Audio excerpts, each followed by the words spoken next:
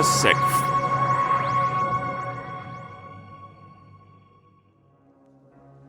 The Doctor and Perry were travelling through time in the TARDIS when the Doctor suddenly looked concerned. "This is most unusual," cried the Doctor. "Time is being twisted." "But how do you know?" asked Perry.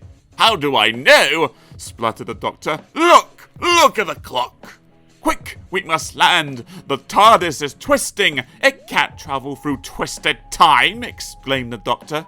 He then steered the TARDIS towards the nearest planet. Unknown to the Doctor and Perry, there was another TARDIS that had already landed on the planet. Another TARDIS and another Time Lord. Or rather, a Time Lady. The Doctor and Perry stepped out of their TARDIS and went to explore the planet. It was a quite unusual place, but in a strangely familiar way.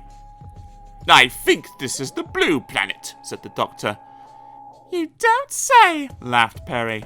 "We must find what is causing time to twist so catastrophically. It is a conundrum that presently bamboozles me, but I have absolute confidence that I shall achieve a positive resolution," announced the Doctor. "So, what you are trying to say, in your long-winded way, is that you are going to sort everything out," said Perry, grinning. "You could say that, but it is not so eloquent," huffed the Doctor.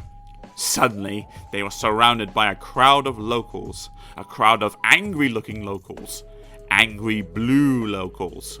"They don't look very friendly," remarked the Doctor. "Doctor, what's happening?" cried Perry. "Are they taking us prisoner?" "I have a suspicion that we are about to find out who is behind all this," said the Doctor. And the Doctor, who was rarely ever wrong, was right. "The Ranny!" he cried as the crowd parted to reveal the Ranny. "Hello, old friend," the Ranny greeted him. "Having trouble with your TARDIS?" "So it is you who has twisted time!" exclaimed the Doctor. "Look, Perry, rather than a key, she has used a corkscrew to wind up the time continuum, and she has hypnotized all these poor locals and taken control of their minds," he added, getting redder in the face by the second.